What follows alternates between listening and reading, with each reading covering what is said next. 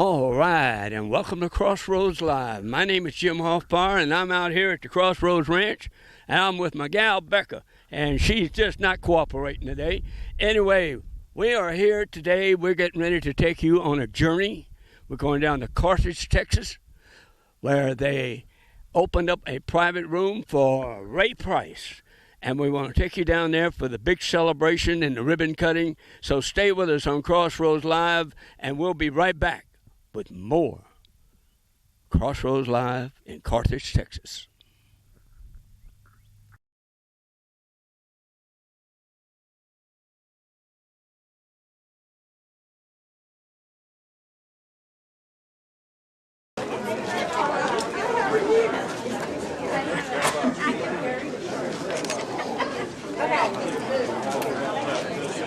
Get close. Get very close. Yeah, y'all get close. Okay. Tommy. Okay. Y'all look here. Oh, okay. One.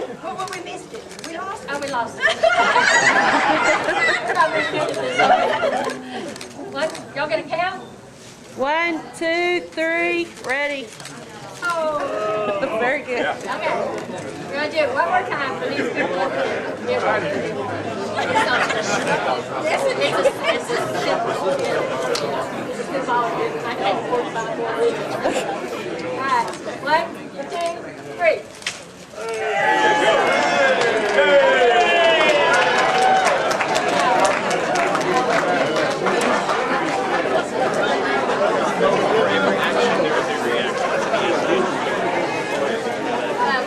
Now, ladies and gentlemen, it is a great honor for me to introduce this lady coming up next. My good friend, Miss Tommy Ritter Smith. She is the driving force behind the Texas Country Music Hall of Fame. My name is Tommy Ritter Smith, and I'm the president and CEO of the Texas Country Music Hall of Fame in Carthage, Texas. And we're here today to celebrate the brand new Ray Price exhibit that we have open today and our new expansion project that we just did. The Texas Country Music Hall of Fame has been at this location since 2002. And we have been in the process of honoring Texas country music legends who have contributed significantly to the country music profession. And we've got a lot more to go. So we want to invite you and all your friends to come and see us here at the museum. And when you come in the door, it's welcome to the memories. We are all students in the School of Big Storms. We have learned what happens when governments, families, and communities aren't prepared for hurricanes. Now, scientists say a changing climate may mean more frequent and violent storms, and we need to act before the next big storm hits to prepare and protect families and communities and restore the natural defense system, the wetlands and forests that protect us all from high water and winds. Together we can do it. Learn how. Taking you down to Carthage, Texas at the expansion of the Texas Country Music Hall of Fame and the expansion of the Ray Price exhibit. Now I'd like to take you to an interview with my friend Ken Garrett and Mrs. Ray Price. Welcome to the Crossroads Live Show. I'm co-host. My name is Ken Garrett. My guest today is Janie Price. We're here at the Texas Country Music Hall of Fame in the Tex Ritter Museum. I'm honored that you and I get to do this together, Janie, and I have a couple of questions to ask you. First of all, what brings you here today? Well, before we get into that, Ken, I've got to say hello. It is so good to see you. This man, I've got to tell everyone, Ken Garrett was one of Ray Price's most favorite people in all the world. And I don't know why. You don't know why? But Ray Price loved this man. He would, every time Ray would be performing any place, Ken would show up, and he and Ray would get on that bus, and Ray and he would share and tell stories. And of course, Ken is a wonderful musician, and he is a great singer, and he was a wonderful songwriter, and he and Ray would talk about that. But more importantly, Ray would bonded with this guy because they talked about the buses, and they talked about the horses, and they talked about the pigeons, and they talked about the combines and the mowers and the tractors, and that was something that Ray Price was really interested in. And so he was able to share more with Ken about more things than just being a singer. And so he loves you, Ken. I just want you to know that. I dearly miss him. We had some great conversations together. Janie, now you were married to Ray for 43 and a half years. That's right. Right. And I'd always heard your name before I really got to know you. You were always in the back. You never really came forward. Why all of a sudden are you out in the spotlight with me? Oh, well, that's because you're so handsome and I couldn't resist. Honest to goodness, I love this guy. I've fallen in love with him just like Ray Price did. Well, Ken, in answer to your question, the reason that I am now out in the public is because I always stayed behind the scenes at home, and I always took care of all of Ray's projects that he had, and I worked behind the scenes doing all of the bookings and all of the contracts and all of the legal documents. I handled the insurance. I handled all of those things behind the scenes, and the problem was that I had a really bad neck injury in 1986, and it's not something that I like to talk about, but a lot of people have health problems, and I just simply couldn't travel on that bus with him anymore. And so he asked me, he said, if you can't travel on the bus, can't you at least stay home and take care of all of the animals and that sort of thing? It's not that I did it all hands-on. It's just he always had a huge group of people there to help me and for me to oversee. But it was when he was gone, I stepped in and took care of those things. Well, fast forward to now. After we lost Ray in December the 16th of 2013, Ray asked me to come forward and to go out and help promote his album. And this album is Beauty Is, the last sessions that he did, and he asked me to step forward and do the things that he could not do. And he said Ray had signed a contract with Amiramonte Records, and he asked Amiramonte, he said, what am I going to do if I'm not going to be able to get out here and to do this promotion? And they asked him, he said, well, would your wife be willing to do it? And Ray said, well, I'm not sure that Janie would be able to do that. She's never done anything like that before, but I sure will ask her. And so he did. And I said, oh my goodness, I can't do that. I haven't ever stepped out in front of a camera, and I haven't talked on any television shows. What am I going to do? And he said, you just do what they tell you to do. And he said, now, I said, but I don't know what to say. And he said, well, why would you have to worry about that? He said, you have never run out of anything to say. And I said, well, tell me what to say. And he said, just follow the lead of those who I have put in place to do this. And so that's what happened. And after I lost him, I just didn't have any choice. There was no one else to do it, and so I stepped forward, and I'm doing what I can, and I hope I'm not disappointing anybody. You're not, and we're all so proud of you. You have worked so hard to continue the legacy of Ray Price. The show we did at South Fork was just awesome. And I was honored to be there for that also. You have so many people that are supporting you and that love you and appreciate you, and you're the closest thing to Ray that we have. And a lot of us grew up with Ray.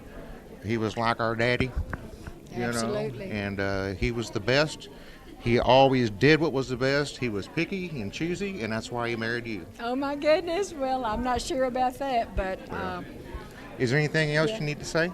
Yes, I would just like to say everyone that we are here at the we're at the Texas Country Music Hall of Fame Museum. We're having the exhibition opening today of my husband's memorabilia, and I want to invite everyone to come down during the next year and to visit the museum and to see all the wonderful things that are in this place waiting you to get here. Thank you all for having me. Thank you so much. Well, that closes our show for Live Country. I messed that up. Well, of course you did. That is. Let me see. It if is I can, live country. Well, let me see if I can help you. Okay. That's Crossroads Live. Crossroads Live. Thank you very much. I bet you I don't get this job again. Well, I bet you will. Okay. Thank you very Thank much, you. and God bless everybody. Thank you, Janie. Thank you, Ken. God bless. Thank you. All right, welcome back to Crossroads Live. My name is Jim Hoffpar, and you are watching a very special edition of Crossroads Live. We are in Carthage, Texas, with the Texas Country Music Hall of Fame, and we are there for the expansion of the Texas Country Music Hall of Fame and the expansion of the Ray Price exhibit. Coming up, we have an interview with Ken Garrett and Zach Clifton. So stay with us, and we'll be right back. Hi, folks. This is Ken Garrett. We're back. I've got my special guest here, Zach Clifton. We're here at the Texas Country Music Hall of Fame and the Tex Ritter Museum. I got my friend here. Zach, can you tell us a little bit about how you and I met and how long ago that was? Well, at a Texaco Country Showdown in Uvalde, I went and sang my song, and I think it was a cover song by Johnny Cash. And at the end, they cut me at the end, and he came and told me that next time I need to do an original song. And then I went back and won it next year. You won first place, didn't you? Yes, sir. Well, congratulations. Thank you. You often wonder where our country music is going and where the new music is coming from. Well, we have a young man coming up by the name of Zach Clifton, and he's going to show you where that music's coming from. Stay tuned with us. Take it away, Zach. This is a song I wrote, and it's called Please Don't Beg Me, Please.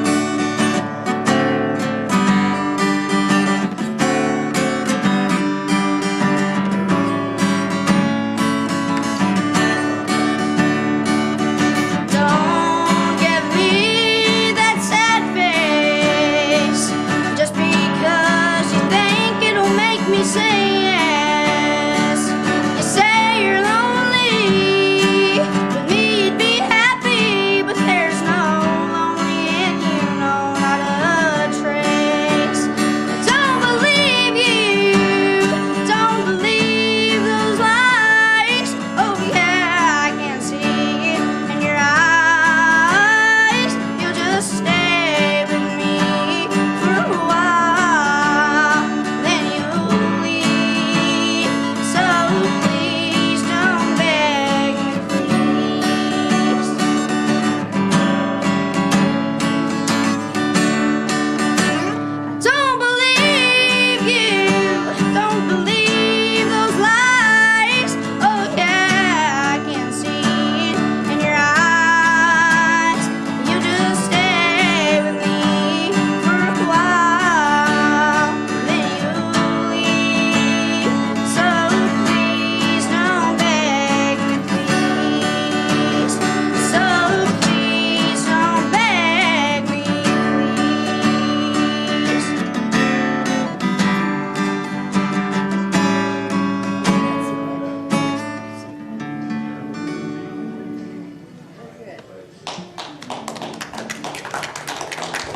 There you go, folks. Zach Clifton.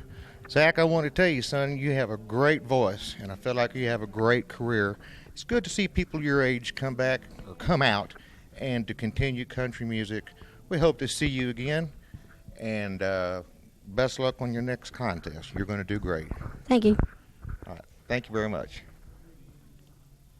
We are all students in the School of Big Storms.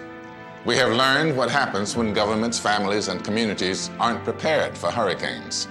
Now, scientists say a changing climate may mean more frequent and violent storms, and we need to act before the next big storm hits to prepare and protect families and communities and restore the natural defense system, the wetlands and forests that protect us all from high water and winds. Together we can do it. Learn how. And welcome to Crossroads Live. We are in Carthage, Texas, and right now we'd like to introduce you to Joyce Gray Jackson. She was the secretary of Jim Reeves.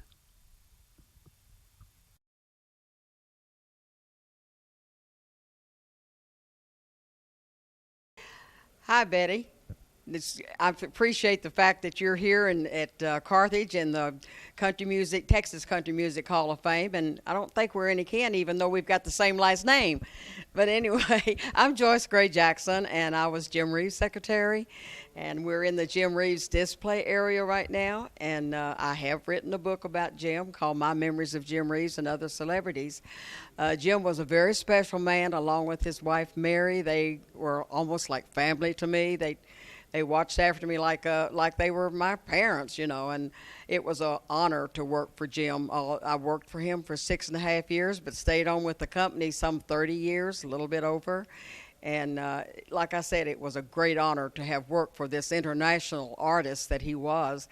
And I didn't realize that Jim was the artist that he was until after his death, because he was my boss, you know. But after he got killed, and we started getting telegrams from like over 70 different countries expressing their sympathy. And then I realized what an international artist he was. And he was a great man to work for. He had a good sense of humor. He used to come down. We had the office in the basement, so he used to come downstairs, and sometimes he would just be in his house coat and with hair every which way and tell some funny stories. And one time he started singing this cute little ditty, and I said, well, where did you hear that? And he said, my mother sang it to me. And anyway, there's so many stories I could tell about Jim that are so wonderful. And my book will tell you a lot of stories. I got a lot of them in there. But one of my favorite stories is about the movie Kimberly Jim that Jim did. It was done in 1963. And it was done in Johannesburg, South Africa. And a lot of places were shot in other places like Cape Town and Pretoria and several places in South Africa. And they had the premiere for Kimberly Jim there in Nashville, but unfortunately Jim was killed before they actually showed the premiere. But before they did have the premiere, they had a sneak preview at a theater up in Clarksville, Tennessee. And Jim, Mary, Dean Manuel, who got killed with Jim, and Leo and Ray Baker, myself, all got to go up and see that sneak preview. And Jim, I didn't get to really see much of the film because Jim was pointing out all the different places in South Africa to the ones that we had written to over there that he had been in contact with. So that was a lot of fun and a good memory that he was with me during showing me all the things about the film.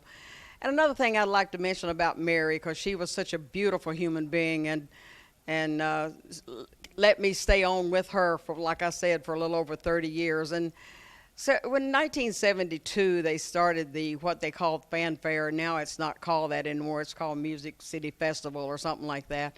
But Mary formed a softball team, and it was the Mary Reeves Revettes. And her team never lost in 5 years, never lost a game. We won every game we ever played and won and got a 5-foot trophy at the end of 5 years, showing that we were the winners of Fanfare.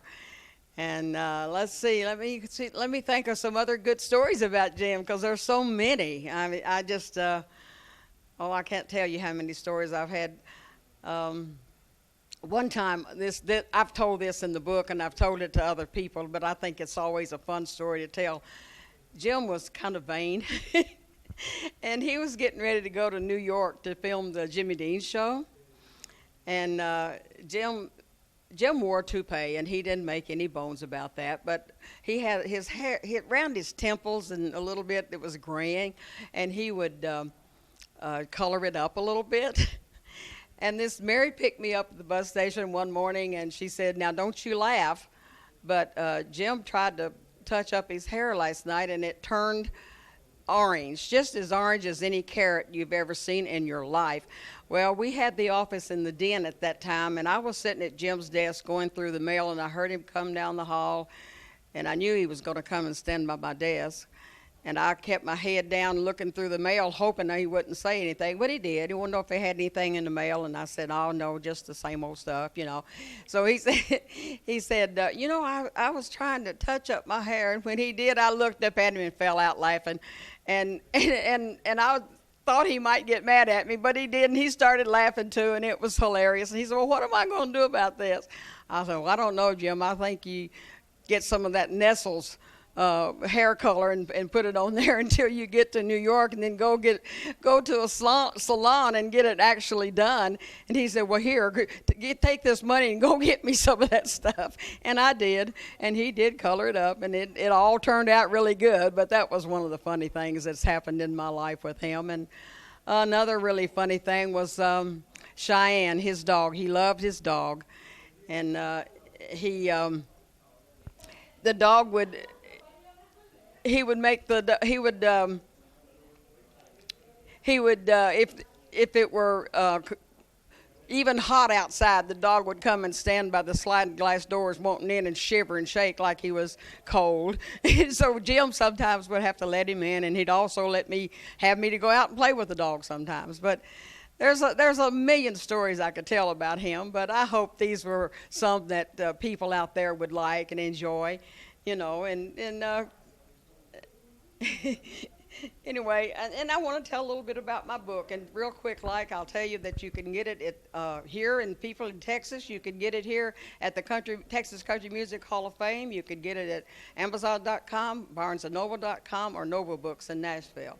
And I appreciate you giving me the opportunity to show my book, Betty. Thank you. Appreciate it.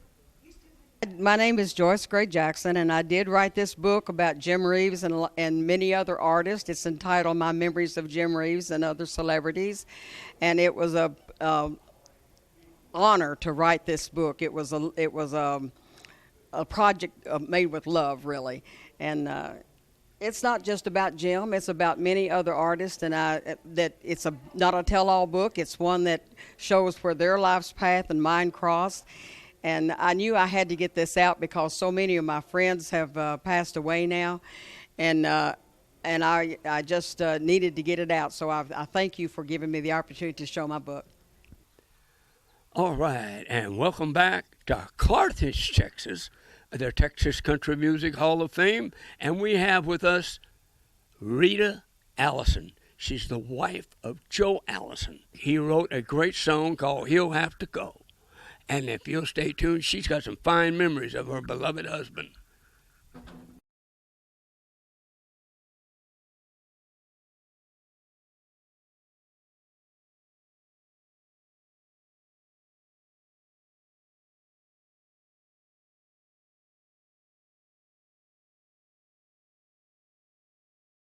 Thank you, Betty Jackson, for inviting me to speak about the Country Music Hall of Fame in Carthage, Texas. My husband, Joe Allison. I'm Rita Allison. I'm from Nashville, Tennessee, and I had the privilege of being married to my husband for 34 years. He invited me into a wonderful, warm, beautiful world, and I hope the history keeps on going because it's a national treasure, and I want everybody to know how wonderful and how blessed I was to view his life. My Joe started in the business with Tex Ritter. He moved into the music. He wrote Jim Reeves' "He'll Have to Go," and he produced and signed Willie Nelson to his first recording contract. He produced Roy Clark, Hank Thompson, Tommy Duncan, Bob Wills. He did most everything in the business that you can think of. One of the most interesting aspects of He'll Have to Go was it went it was nominated for a Grammy. It got to the first place in the nomination.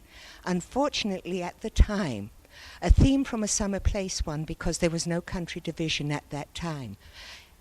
Next year, the Academy voted a country department. I think my Joe had a little hand in that. He used to say, I like A Theme from a Summer Place, but somehow I wish I had made it. He was a wonderful, wonderful man. There are many stories, many funny stories that Joe could tell about what he did. Joyce Jackson, Jim Reeves' secretary, reminded me of one. When He'll Have to Go was written, Joe came down to Nashville. He was living in California at the time. He came down to Nashville for the convention, and this wonderful, rotund man kept following him around and saying, thank ye, thank ye, thank ye. Joe got fed up with it at the end of 2 days, and he cornered the young man that said, thank ye, thank ye, thank you.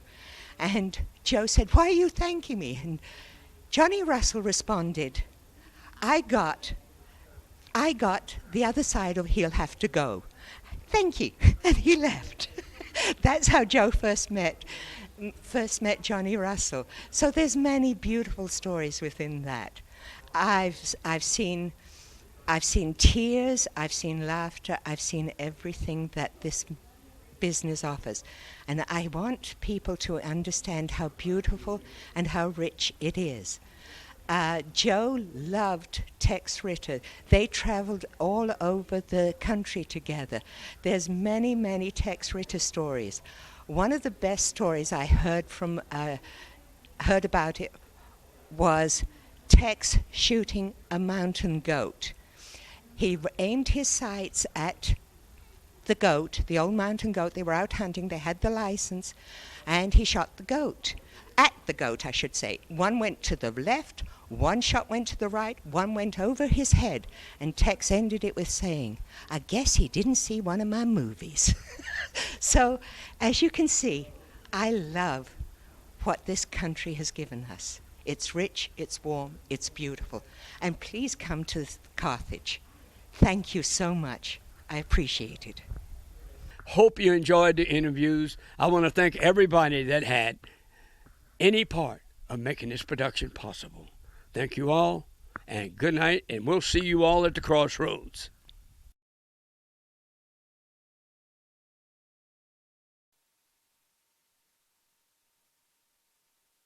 So, till we meet again, good luck, God bless, and we'll see you at the crossroads. Let's go, Dan.